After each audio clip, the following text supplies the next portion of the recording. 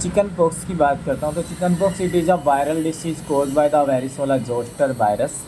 Most common species in India human herpes alpha virus 3, mostly seen in childhood.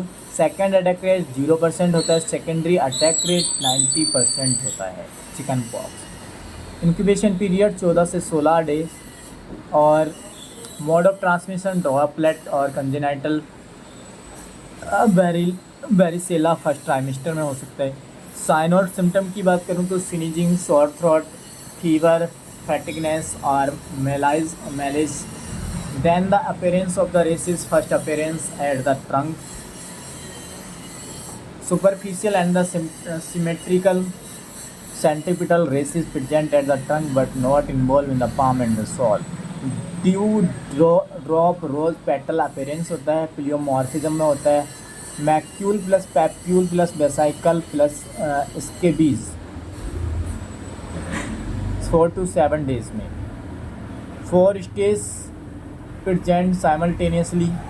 Lifelong scars should not be present. Lifelong scar should not be present.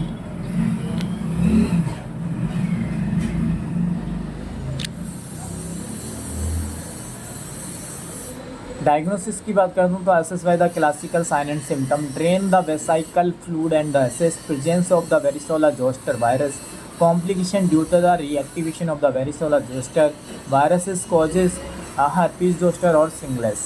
Treatment की बात करूँ तो symptomatic treatment should be given if the secondary bacterial infection present, then the antibiotics should be given if pregnancy, immunoglobulin और dose 1.25 से लेकर के 5 ml IM दिया जाता है।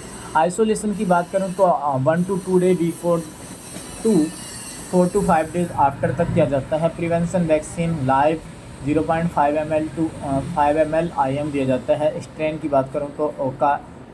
स्मॉल पॉक्स की बात करता हूँ तो it is a viral disease caused by the variola virus, major minor, more dangerous major होती है। Single one disease eradicate from the world. Incubation period 7 to 14 days. Mode of transmission droplet transmission होता है। Sign and symptom fever, body aches, sore throat and the sneezing, coughing, anorexia, nausea और vomiting. Rashes face then involve the body, asymmetrical, deep in seated, if given lifelong scar, कौन सा होता है? Small pox. asymmetrical, deep and the incepted and the congenital chest not involved but the palm and sole involved, no pleomorphism होता है। Diagnosis की बात करता हूँ तो classical sign and symptom represent the disease की पॉइंट की बात करूँ तो last case in India 1975 Bihar में मिला। रेडिकेशन फ्रॉम द इंडिया 1977 में। Last case in the world 1977 Somalia Africa में मिला। रेडिकेशन फ्रॉम द वर्ल्ड 8 मई 1980।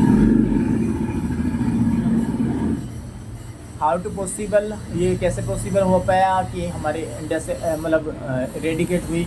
तो हाईली इफेक्टिव वैक्सीन मिली जो कि स्मॉल पॉक्स 1796 में से लेकर के 1798 में एडवर्ड जेनर ने दिया।